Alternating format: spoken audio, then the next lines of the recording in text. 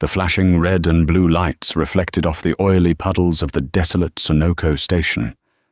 Officer Todd Garris rested his hand casually on his holster, a smug grin plastered across his face as he stared down the broad-shouldered black man pumping premium gas.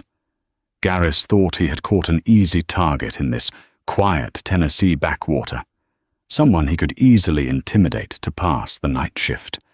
He didn't know the man standing perfectly still before him was Noah Huckabee, a decorated, active-duty Navy SEAL. The brutal reality check was about to begin. The dashboard clock of the beat-up 2018 Ford F-150 read 2:14 a.m. Noah Huckabee rubbed his eyes, the gritty feeling of a 30-hour drive settling deep into his bones. He had just finished a grueling 8-month deployment in the Horn of Africa, followed by 2 weeks of intense debriefings in Virginia Beach. Now, all he wanted was to reach his sister's house in Memphis, sleep for 3 days straight, and try to remember what civilian life felt like. The rain had been coming down in sheets since he crossed the Tennessee state line, but it had finally reduced to a miserable, freezing drizzle. The fuel gauge was dipping dangerously low, glowing a harsh yellow in the dark cabin. Up ahead, the flickering neon sign of a Sunoco gas station pierced the gloom. The town was Oak Haven, a speck on the map off Interstate 40, the kind of place where the highway bypassed the local economy decades ago, leaving behind a smattering of fast food joints, rusted agricultural equipment dealerships, and local law enforcement with too much time on their hands. Noah pulled the heavy truck under the harsh, fluorescent canopy. The station was entirely deserted, except for a solitary clerk, a tired-looking woman named Claire, visible through the smudged glass of the convenience store, mindlessly wiping down the checkout counter. Noah stepped out of the truck, the cold air hitting his face. He was dressed in faded tactical cargo pants, scuffed Merrell hiking boots, and a plain black hoodie pulled up over his close-cropped hair. At 6'3" and 220 pounds of lean, functional muscle, Noah cut an imposing figure, but his demeanor was always quiet, deliberately restrained. In his line of work, standing out got people killed. He slid his debit card into the reader, punched in his zip code, and began pumping gas. The silence of the night was broken only by the rhythmic hum of the fuel pump and the distant drone of a semi-truck on the interstate. He leaned against the side of the truck, letting his mind drift, practicing the box breathing technique that had kept his heart rate steady in firefights from Fallujah to Mogadishu. Inhale for 4 seconds. Hold for 4 seconds. Exhale for 4 seconds. Hold for 4 seconds. He never even heard the cruiser approach. It coasted into the lot with its headlights killed, slipping out of the shadows like a predator. It wasn't until the sudden, blinding flash of the cruiser's spotlight hit the side of Noah's face that he realized he was no longer alone. Noah didn't flinch. He didn't drop the gas nozzle or shield his eyes in a panic. His training had rewired his nervous system to process surprise with cold, analytical calculation. He merely turned his head slightly, squinting through the glare. A white Ford Explorer, emblazoned with the Oak Haven Police Department logo, sat parked at an aggressive angle, blocking his truck from pulling forward. 2 doors opened simultaneously. The heavy thud of boots hitting the wet pavement echoed under the canopy. "Evening," a voice called out. It was a sharp, grating voice, dripping with unearned authority. Noah remained perfectly still, his right hand resting loosely on the gas nozzle, his left hand entirely visible by his side.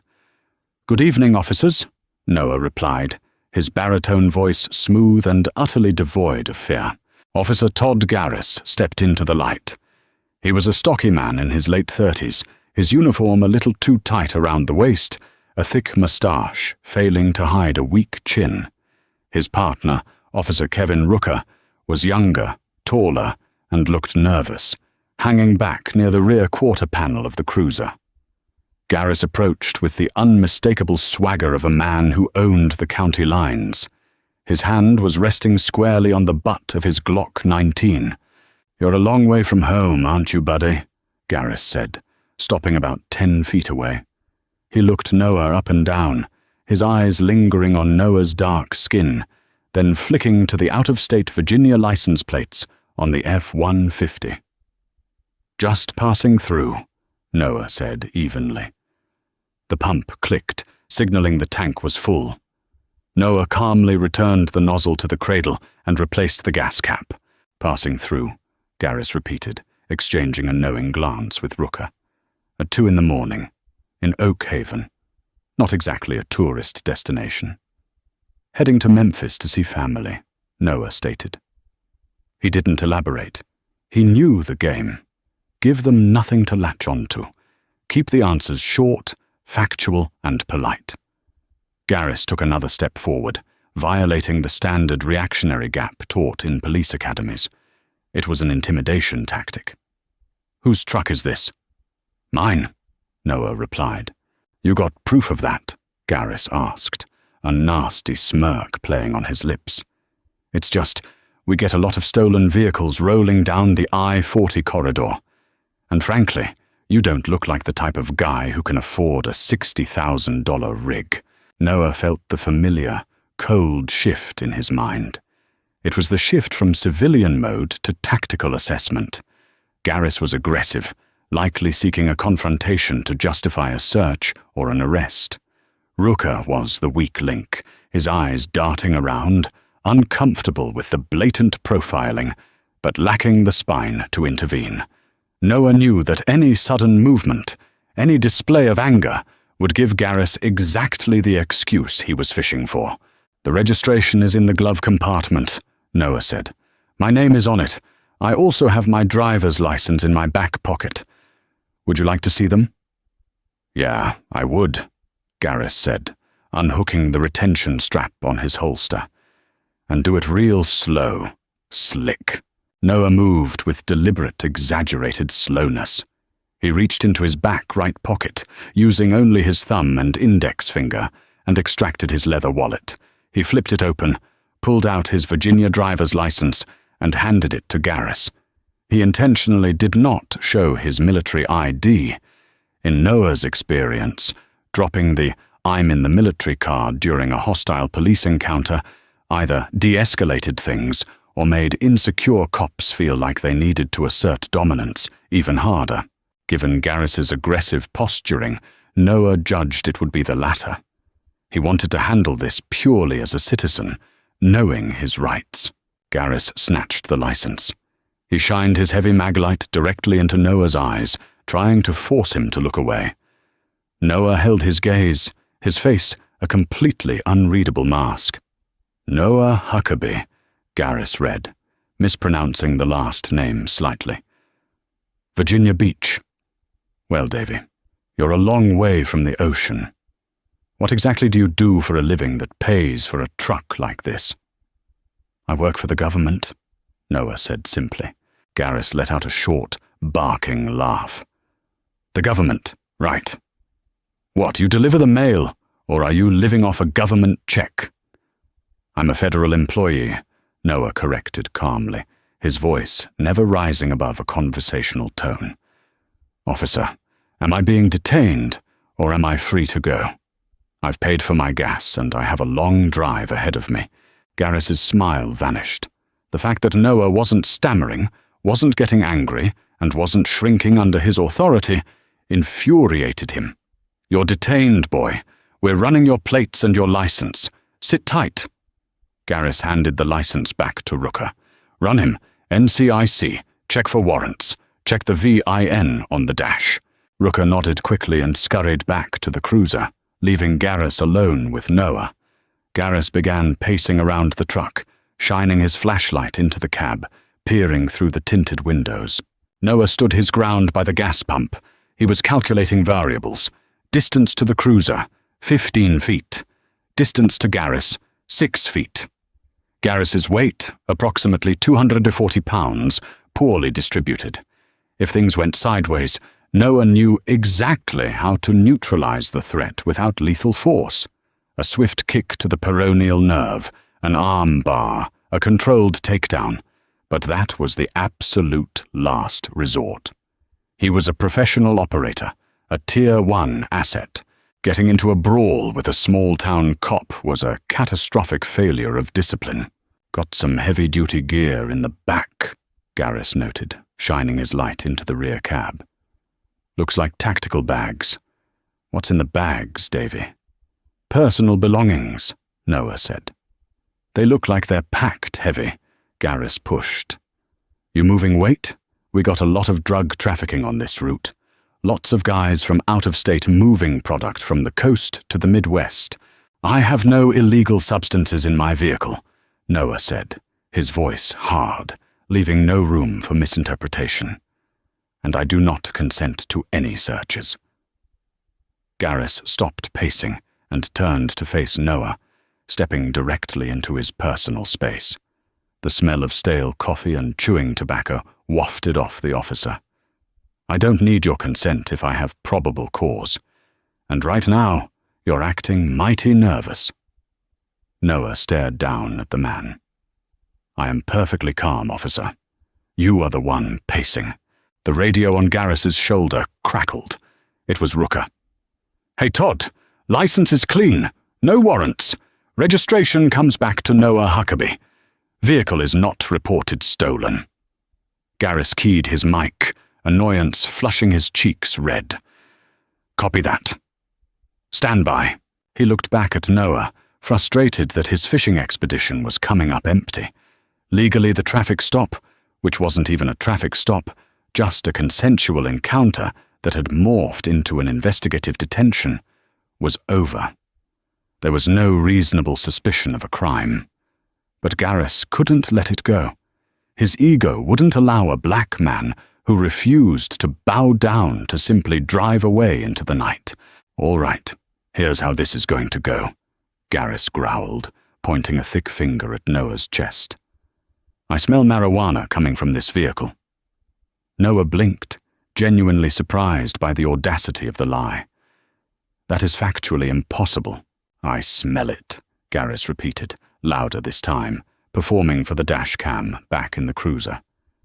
That gives me probable cause to search this vehicle. I need you to place your hands on the hood of the truck, spread your legs, and don't make a single sudden movement. The air grew heavy.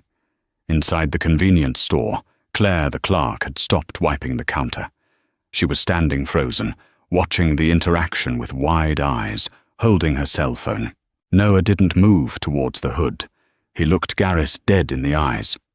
Officer Garris, you and I both know there is no odor of marijuana. You are manufacturing probable cause to execute an illegal search of my property. I highly advise you to reconsider your current course of action. Are you resisting? Garris barked, his hand snapping down to grip the handle of his sidearm. I gave you a lawful order. Get on the damn hood, now. The tension snapped like a dry twig. Rooker came jogging out from behind the cruiser, his hand resting nervously on his taser. Todd, what's going on? Should I call for backup? Suspect is failing to comply, Garris yelled.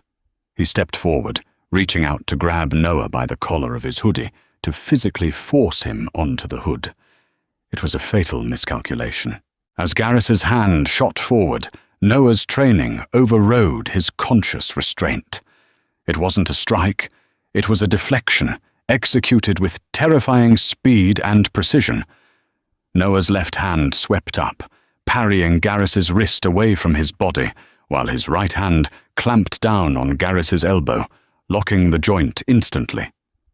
Noah pivoted his hips, using Garris's own forward momentum against him.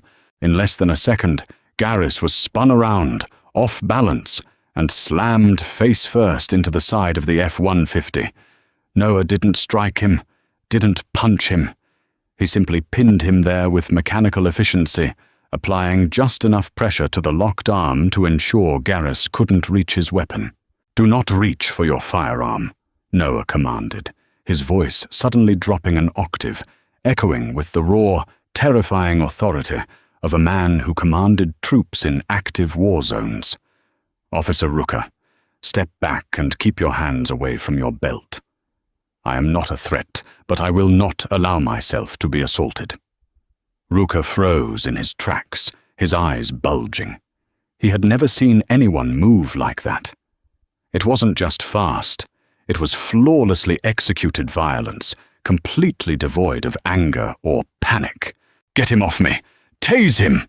Garris screamed, his face pressed against the cold metal of the truck, struggling wildly. But the more he struggled, the tighter Noah's grip became, immobilizing him entirely. "Officer Rooker, if you deploy that taser, this situation will escalate in a way neither of you are prepared for," Noah said, his eyes locking onto the younger cop. "Your partner attempted to unlawfully assault me. I am securing him to prevent injury to myself. I am going to release him, and I expect everyone to take a deep breath. Do you understand?" Rooker, trembling, slowly raised his hands in a placating gesture. Okay, man, just let him go. We're cool. Todd, stop fighting him." Slowly, methodically, Noah released the pressure on the arm and stepped back, instantly creating 5 feet of distance. He kept his hands raised at chest level, open and visible. Garris spun around, his face purple with rage and humiliation. He ripped his Glock from its holster and leveled it directly at Noah's chest. On the ground right now, or I swear to God I'll put a hole in you." Noah looked at the trembling barrel of the gun. The situation had gone from a civil rights violation to a potentially lethal encounter. Garris's finger was on the trigger.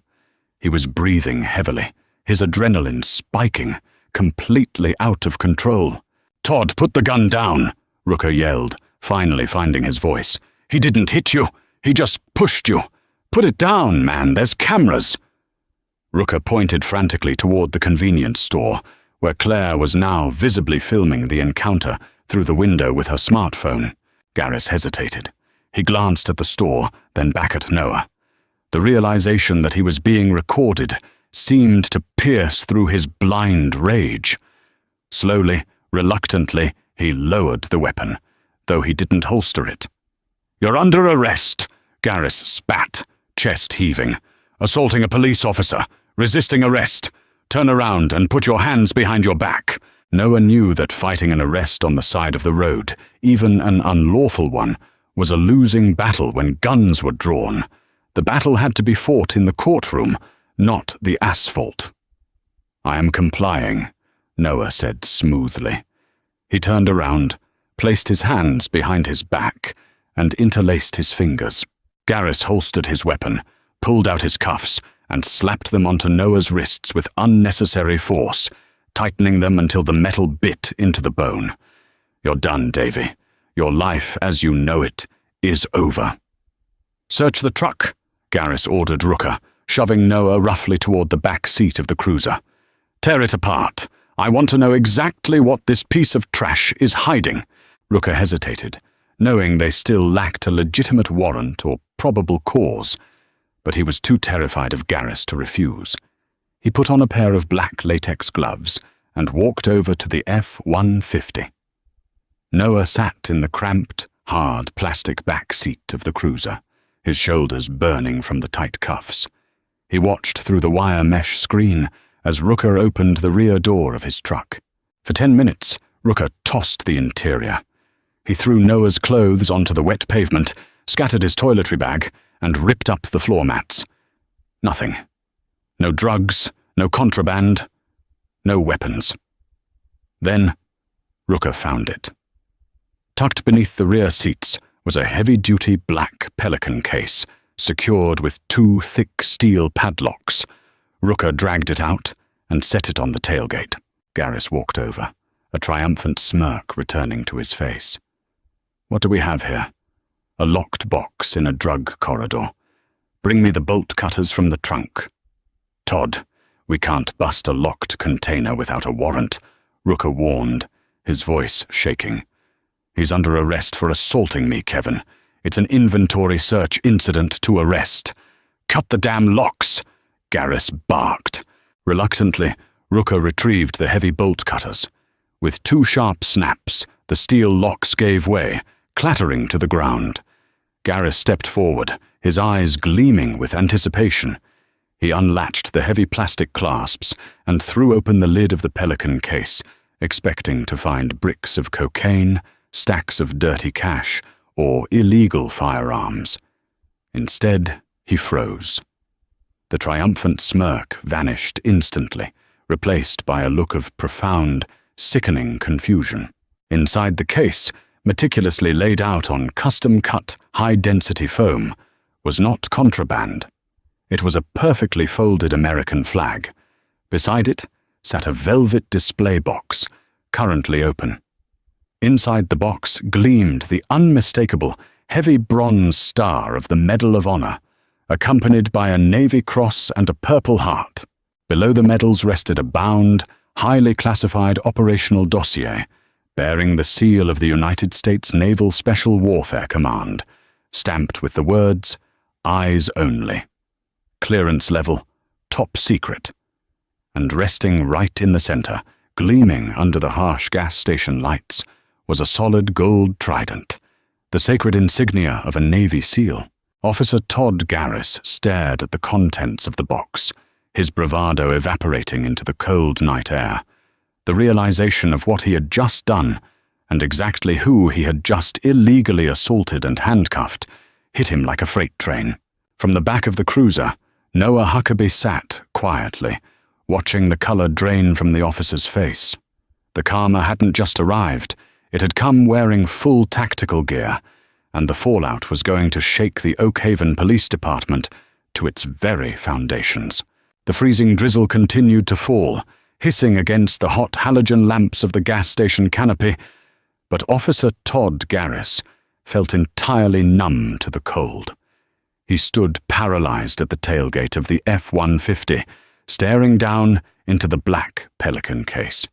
The silence that had fallen over the scene was deafening, broken only by the ragged, shallow breaths escaping Garris's own throat. "Todd!" Officer Kevin Rooker whispered, his voice trembling so violently it was barely audible. He took a hesitant step backward, his eyes fixed on the velvet box. "Todd! Is that what I think it is?" Garris couldn't speak. His eyes darted frantically across the contents of the case. He recognized the Purple Heart and the Navy Cross, heavy, imposing symbols of extreme combat sacrifice. But it was the light blue ribbon adorned with 13 white stars attached to the gold inverted star that anchored his terror. The Medal of Honor, the highest, most prestigious military decoration awarded by the United States government. And right beside it, the gold trident, the eagle clutching an anchor, a trident, and a flintlock pistol, the symbol of the Navy SEALs. "Stolen," Garris rasped, his voice cracking. He swallowed hard, desperately trying to construct a reality where he hadn't just made a catastrophic error. "It's got to be stolen valor, Kevin. Guys buy this crap on the internet all the time to look tough. There's no way this guy is a SEAL." Rooker shook his head, his face pale. He pointed a shaking, latex-gloved finger at the thick, leather-bound dossier resting beneath the medals. "Todd, look at the name on the file. Just look at it." Garris leaned in, squinting through the rain. Stamped in stark, undeniable block lettering across the top of the classified folder was Operative Detachment, Huckabee, Noah A. Clearance, Top Secret, /SCI. The world tilted on its axis for Garris. The ID matched. The registration matched. The man he had just illegally assaulted, handcuffed, and shoved into the back of his cruiser wasn't a drug runner. He was a Tier 1 Special Operations asset, a decorated war hero, and someone possessing the highest echelons of federal security clearance. And Garris had just ordered his partner to destroy the steel locks protecting classified United States military intelligence. "Oh, God," Rooker gasped, stepping away from the truck entirely, peeling the latex gloves off his hands, as if the very air around the vehicle had become toxic. "Todd, you broke federal locks. You opened a top-secret dossier without clearance. Do you know what the FBI does to people for that? Do you know what the military does?" "Shut up! Just shut up for a second and let me think," Garris hissed, slamming the lid of the Pelican case shut. The heavy plastic echoed like a gunshot across the empty lot. Panic, hot and suffocating, clawed at Garris's chest. He looked over at the cruiser. Through the rain-streaked window, Noah Huckabee sat perfectly still, watching them. His posture hadn't changed. There was no smugness, no anger, only the cold, analytical stare of a predator watching its prey step into a snare. Garris marched over to the cruiser, his boots splashing heavily in the puddles. He wrenched the rear door open. The dome light illuminated Noah's stoic face. "All right, Huckabee," Garris said, attempting to inject a commanding tone into his voice, though it quavered pathetically. "We're going to step out of the car, and we're going to have a little chat. Man to man." Noah didn't move. "I am securely detained in the back of a law enforcement vehicle, Officer Garris. I will remain exactly where I am. Anything you have to say to me can be said on the record, in front of your dash cam." Garris leaned into the cab, keeping his voice low. "Look, maybe things got a little out of hand. The dark, the rain, the late hour. Mistakes were made, miscommunications. How about I take these cuffs off, we pack your stuff back up, and you get on the road? No harm, no foul. We forget this ever happened." It was a pathetic, desperate backpedal. Noah held Garris's gaze. "You manufactured probable cause. You attempted physical battery. You falsely arrested me under the color of law. And, most critically, you ordered the destruction of secured containers holding classified federal property. This is no longer a traffic stop, Officer Garris. This is a federal crime scene." "You listen to me," Garris growled, a surge of defensive anger momentarily replacing his fear. He leaned closer, his face inches from Noah's. "I am the law in this county.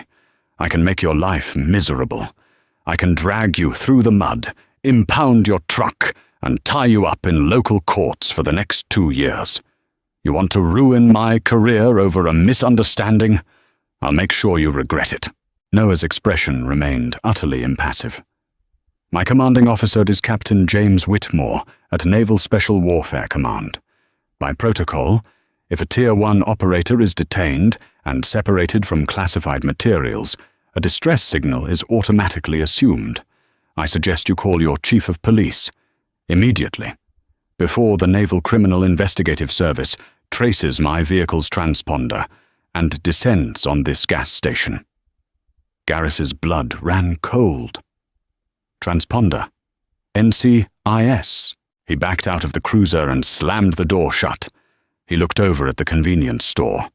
Claire was still standing by the window. She had lowered her phone, but the red light indicating she was still recording was unmistakable. "Kevin!" Garris barked, spinning toward his partner. "Go over to that store. Confiscate that girl's phone. Tell her it's evidence in an active investigation. Do it now." Rooker didn't move. He stood frozen by the gas pumps, his hands raised in a gesture of absolute refusal. "No." "What did you say to me?" Garris demanded, taking a threatening step toward the younger officer. "I said no, Todd," Rooker shouted, his voice finally breaking through his fear. "I am not catching a federal tampering charge for you. You assaulted that man. You broke into that case. I told you we didn't have a warrant. I'm not touching that girl, and I'm not touching her phone." Rooker reached up to his shoulder and keyed his radio mic. "Dispatch, this is Unit 4. We have a Code 3 situation at the Sunoco on Highway 9. I need the watch commander and the chief of police on site immediately. Expedite." Garris lunged forward, grabbing Rooker by the vest. "What the hell did you just do?" "I'm saving my own career, Todd," Rooker said, shoving Garris backward with surprising force. "Because yours is officially over." The wait felt like an eternity. For 20 minutes, the only sound at the Sunoco station was the idling engine of the police cruiser and the relentless drum of the rain.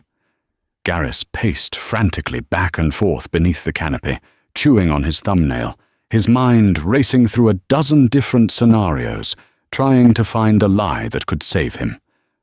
None existed. The broken locks, the dash-cam footage, Claire's cell phone video, and Rooker's impending testimony formed an ironclad wall of evidence. At exactly 3:05 a.m., a black Ford Expedition with subdued ghost decals tore into the parking lot, its tires hydroplaning slightly on the slick pavement before coming to a harsh halt. Chief Thomas Miller stepped out of the vehicle. Miller was a heavily built man in his late 50s, sporting a salt-and-pepper buzz cut and a face deeply lined from 30 years of dealing with small-town bureaucracy and midnight disasters. He was wearing a waterproof windbreaker over his uniform shirt, clearly having been roused from his bed. He looked furious. "Rooker, Garris, what the hell is going on here?" Chief Miller barked, his voice cutting through the ambient noise of the highway. "Dispatch said you called a code 3 for a traffic stop. Somebody better explain to me why I'm awake." Garris practically sprinted toward the chief, desperate to control the narrative. "Chief, it's a complicated situation. We made a stop on a suspicious vehicle. The suspect was non-compliant, highly aggressive. He resisted a lawful order, so I had to detain him. During an inventory search, we found some concerning materials." Chief Miller narrowed his eyes, immediately recognizing the frantic, defensive cadence of a cop who knew he had screwed up. He looked past Garris to Rooker, who was standing stiffly by the gas pumps, shaking his head slightly. "Suspicious vehicle?" Miller asked, walking past Garris to inspect the shiny F-150. "It's a late-model truck getting gas. What was the probable cause for the stop?" "He was acting erratic," Garris lied smoothly. "Out-of-state plates, refused to answer basic questions, and I distinctly smelled the odor of marijuana coming from the cab." Chief Miller turned his attention to the rear of the truck. He saw the clothes thrown carelessly onto the wet pavement, the floor mats ripped out. Then he saw the black Pelican case sitting on the tailgate, its heavy steel padlocks lying shattered beside it. Miller's jaw tightened. "You busted federal locks on a hard case? Based on the smell of marijuana? Did you call for a K-9 unit?" "No, sir. He was resisting, so it became an inventory search incident to arrest." "Stop talking, Todd," Miller interrupted, his voice dangerously low. He walked over to the tailgate and looked at the broken locks. He recognized the heavy-duty, mil-spec hardware. He reached out and slowly opened the case. Chief Miller had served in the Marine Corps during Desert Storm before entering law enforcement. He knew what he was looking at. He saw the Medal of Honor. He saw the trident, and his eyes locked onto the top-secret dossier. The color completely drained from the chief's face. He carefully, almost reverently, closed the lid of the case and secured the latches. He took a deep, shuddering breath, turning slowly to face Garris. "Todd," Chief Miller said, his voice terrifyingly calm, "tell me exactly who is sitting in the back of your cruiser." "Chief, I think it's stolen valor. He's got a fake ID or something." "I did not ask for your uneducated hypothesis," Miller roared, the sudden explosion of anger making both officers flinch. "I asked you who you put in cuffs. His name is Noah Huckabee." Rooker piped up from the sidelines, his voice shaking. "Virginia driver's license. The ID matches the registration, and it matches the name on the classified dossier, Chief." Todd initiated physical contact. He tried to force him onto the hood." Miller closed his eyes and pinched the bridge of his nose, feeling a massive migraine blooming behind his eyes. He realized instantly the magnitude of the disaster sitting in his jurisdiction. This wasn't just a civil rights lawsuit waiting to happen. This was a federal incident. Without another word to Garris, Chief Miller walked over to the cruiser and opened the rear door. He leaned in, peering at Noah in the dim light. "Mr. Huckabee?" Miller asked respectfully. "Yes, sir," Noah replied smoothly. "I am Chief Thomas Miller, Oak Haven Police Department. Are you injured?" "I am not injured, Chief," Noah said. "However, I have been unlawfully detained, falsely arrested, and physically assaulted by your officer. Furthermore, your officer utilized bolt cutters to destroy federal property, to access highly classified documents without authorization or a warrant." Chief Miller winced at the clinical, precise recitation of the facts. It was the report of a professional building a watertight case. "Mr. Huckabee, please allow me to remove those handcuffs," Miller said, reaching for his own keys. "I would prefer the officer who placed them on me remove them, Chief," Noah stated, his voice devoid of emotion, yet carrying the weight of an anvil. It was a power move, a demand for submission from the man who had abused his authority. Miller understood entirely. He stepped back from the car. "Garris, get over here, now." Garris approached hesitantly, looking like a dead man walking. "Take the cuffs off," Miller ordered. "Chief, he's under arrest for assaulting me." Garris started to protest. "Take the damn cuffs off him right now, or I will arrest you myself for deprivation of rights under color of law. So help me God," Miller bellowed, his hand dropping to his own duty belt. Garris swallowed hard, his hands shaking violently as he leaned into the cruiser. He fumbled with the tiny key, finally managing to unlock the cuffs. Noah rubbed his wrist slowly, stepping out of the cramped back seat. He stood to his full 6'3" height, towering over Garris. He didn't say a word to the officer. He didn't need to. The total destruction of Garris's ego was absolute. Noah looked at Chief Miller. "Chief, I am currently en route to the Naval Support Activity, Mid-South Base, in Millington. I am scheduled to deliver a keynote address tomorrow morning to a graduating class of Gold Star families. My arrival is expected, and the materials in my vehicle are crucial to that event. We have a significant problem regarding the chain of custody of my classified dossier." Chief Miller felt his stomach hit the pavement. A Gold Star family event. Naval support activity. The PR nightmare was going to be biblical, but the legal nightmare was going to be worse. "Mr. Huckabee, I deeply apologize on behalf of this department," Miller said, his tone entirely deferential. "I assure you, this will be handled with the utmost severity. What do you need from me to rectify this situation immediately?" "I need my property secured," Noah said, his voice ringing with absolute authority. "I need the dash cam footage from Unit 4 sequestered, and I need you to contact the local field office of the FBI and the NCIS duty officer. Tell them a local patrolman has compromised a top-secret SCI container. They are going to want to speak with Officer Garris. Very extensively." Garris fell back against the side of the cruiser, his legs finally giving out. He slid down the wet metal, landing on the soaked asphalt. He looked at his hands, realizing that his badge, his career, and likely his freedom, had just vanished into the cold Tennessee night. He had gone looking for an easy target to bully, and he had dragged a sleeping dragon into the light. By 4:15 a.m., the sleepy, rain-soaked perimeter of the Oak Haven Sunoco station had been completely transformed.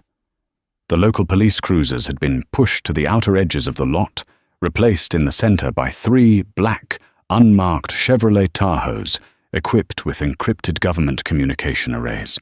The flashing blue and red lights had been killed, replaced by the harsh, blinding white of tactical floodlights mounted to the SUVs. Chief Thomas Miller stood by the ice machine, nursing a terrible cup of gas station coffee, watching his jurisdiction get swallowed whole by the federal government. Two men in dark windbreakers stood at the tailgate of Noah Huckabee's F-150. The taller man, bearing the bold yellow letters NCIS across his back, was Special Agent William Barrett. Beside him stood FBI Supervisory Special Agent Robert Higgins from the Memphis Field Office. They were not local boys. They were not interested in small-town politics or the good old boy network that had protected Officer Todd Garris for a decade. Agent Barrett wore a pair of white cotton archival gloves. He was carefully photographing the shattered steel padlocks resting on the wet asphalt before gently documenting the contents of the Pelican case. Chain of custody is officially broken, but the seal on the SCI dossier appears intact, Barrett muttered into a digital voice recorder. No pages removed. However, the container was breached by an unauthorized local national, initiating immediate damage control protocols. Barrett closed the case, secured it with federal tamper-evident tape, and handed it to a junior agent. "Get this to the Millington SCIF right now. Do not stop for anything." Agent Higgins turned away from the truck and walked slowly toward the back of Chief Miller's cruiser, where Todd Garris was now sitting. The irony was suffocating. Garris was now locked in the very cage he had tried to unlawfully force Noah into. Higgins opened the door. He didn't yell. He didn't posture. He spoke with the terrifying, clinical detachment of a man who dismantled lives for a living. "Officer Garris," Higgins began, pulling a small notebook from his breast pocket. "I am Special Agent Higgins, Federal Bureau of Investigation. I want to be entirely clear about your current status. You are no longer dealing with an internal affairs complaint. You are the subject of a federal criminal investigation." Garris looked up, his eyes bloodshot, his face pale and slick with nervous sweat. "Agent Higgins, please. I made a mistake. It was dark. I thought I smelled contraband. It was a good faith error in the line of duty." "A good faith error," Higgins repeated flatly. He reached into his pocket and pulled out a smartphone, turning the screen toward Garris. "Are you familiar with a social media platform called X Officer?" Garris squinted at the screen. A video was playing. It was shot from inside the convenience store. The audio was muffled by the glass, but the visual was perfectly, damningly clear. It showed Garris aggressively invading Noah's personal space. It showed Garris lunging forward to grab the unresisting Navy SEAL. It showed Noah's flawless, non-violent submission hold, followed by Garris drawing his service weapon and aiming it at a man whose hands were raised and empty. The clerk inside, a Miss Claire Jenkins, uploaded this video exactly 47 minutes ago, Higgins said, checking his watch. Because of the timestamps, the hashtags, and the sheer audacity of your actions, it currently has 600,000 views. It has been retweeted by 2 major civil rights organizations and a prominent veterans advocacy group. Your good faith error is trending nationally. Garris felt the bile rise in his throat. He leaned his head against the wire mesh, closing his eyes. "Oh, God. God isn't handling this case, Todd." "I am," Higgins said, leaning in slightly. "Let me explain the reality of your morning. You are going to be federally indicted under Title 18, United States Code, Section 242, Deprivation of Rights under Color of Law. Because you drew your firearm during the commission of this deprivation, it is elevated to a felony involving a dangerous weapon. That carries a maximum sentence of 10 years in federal prison." Higgins paused, letting the words sink in before delivering the final, crushing blow. "Furthermore, by ordering the destruction of a secured government container holding top-secret SCI materials, you have violated 18 U.S.C. Section 1361, Deprivation of Government Property, and we are currently consulting with the Department of Justice regarding charges under the Espionage Act for reckless mishandling of classified intelligence. You aren't going to the county jail, Todd. You are going to the Federal Correctional Institution in Memphis. You will be held without bail pending your arraignment. My pension, Garris whispered, the tears finally spilling over his eyelashes. My wife. Please, Agent Higgins, I have kids. You should have thought about your kids before you decided to play tyrant on a dark highway, Higgins replied, completely unmoved. Turn around and put your hands behind your back. Across the lot, Noah Huckabee stood under the canopy, a cup of black coffee in his hand, watching the scene unfold. Officer Kevin Rooker walked up to him, stopping a respectful few feet away. Rooker had already surrendered his badge and gun to Chief Miller, pending the investigation. He looked exhausted, but the terrified tremble was gone from his hands. Mr. Huckabee, Rooker said quietly. Noah turned to look at the young man. Officer Rooker, I wanted to apologize, Rooker stammered, looking down at his boots before forcing himself to meet Noah's eyes. I knew it was wrong. From the second he walked up to your truck, I knew he was profiling you. I knew he was fishing, and I didn't stop him. I let my fear of my partner override my oath to the badge. Noah studied Rooker's face. He recognized the look of a man who had just experienced a profound moral failure and was desperately trying to figure out how to live with it. In combat, Noah had seen men freeze under fire. Some never recovered. Others learned from the shame and became the best operators in the unit. Fear is a natural biological response, Rooker, Noah said, his voice calm, no longer the authoritative bark he had used during the altercation. Cowardice is letting that fear dictate your actions when another human being's rights are on the line. You broke the lock on my case. You enabled him. I know, Rooker swallowed hard.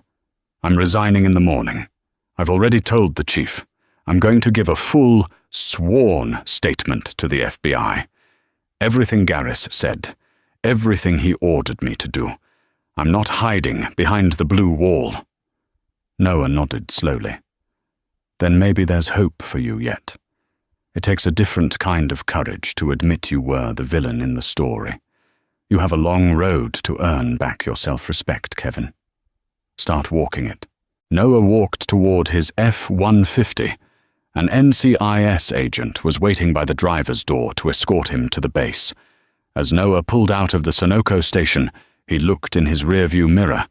Todd Garris was being shoved into the back of a black Federal SUV, his hands shackled securely behind his back, his career completely eradicated by the very arrogance he thought protected him. The sun broke over the Tennessee horizon just as Noah's F-150, flanked by two unmarked Federal Tahoes, pulled through the heavily fortified gates of naval support activity, mid-south in Millington. The juxtaposition between the dirty, corrupt shadows of the Oakhaven gas station and the pristine, disciplined order of the military base was jarring. Noah was immediately escorted to a private quartermaster's suite. He showered, washing the grime and the residual adrenaline of the night away. He changed into his service dress blues. The dark navy fabric was immaculate, perfectly tailored. He pinned the ribbons to his chest, the heavy gold trident gleaming above his left breast pocket, and finally he secured the Medal of Honor around his neck. The light blue ribbon felt heavy, not just with the metal it supported, but with the memories of the men he had lost, earning it. At 9 a.m., Noah stood backstage at the base's grand auditorium. The room was packed with over 500 people. At the front sat the Gold Star families, mothers, fathers, wives, and children of naval service members who had paid the ultimate price. Captain James Whitmore, a seasoned veteran with a chest full of ribbons, took the podium.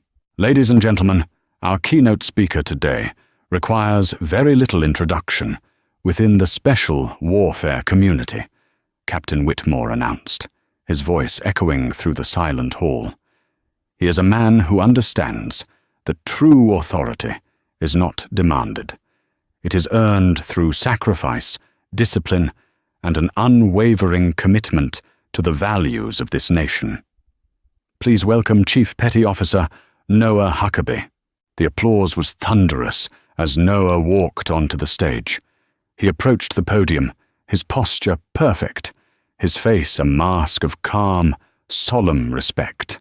He looked out at the faces of the Gold Star families, seeing the grief and the pride warring in their eyes. Last night, on my way to this base, I experienced a situation that reminded me of a vital lesson, Noah began, his deep baritone captivating the room instantly. He didn't mention Garris by name, nor the gas station, but the federal agents, standing at the back of the room, knew exactly what he was referencing. There are people in this world who believe that power comes from intimidation. They believe that a badge, a title, or a gun gives them the right to demand respect and subjugate others, Noah said, his eyes scanning the crowd. But true power, the kind of power that the men and women you loved demonstrated, is entirely different.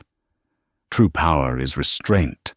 True power is having the capacity for immense violence, but choosing the path of peace until violence is the absolute last resort. He touched the gold trident on his chest. We wear this emblem not as a symbol of dominance over our fellow citizens, but as a vow of servitude to them. The moment a person in uniform forgets that they are a servant and begins to view themselves as a master, they have disgraced their oath. Noah spoke for 30 minutes. He spoke of his fallen brothers.